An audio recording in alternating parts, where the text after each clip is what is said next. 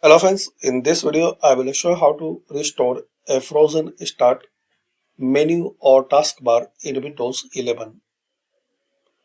So to resolve this problem you have to try this method. Click on start and open CMD. Now run as administrator.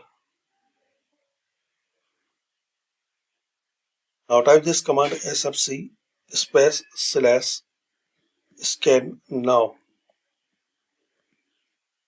Press enter and complete this scanning. It will take a couple of minutes. So once this scanning process will complete, copy and paste this second command line. So edit and paste and press enter. And once this complete, just you have to exit command prompt and restart your system. So this way guys you can fix and resolve this problem. Thanks for watching and comment this method work for you or not.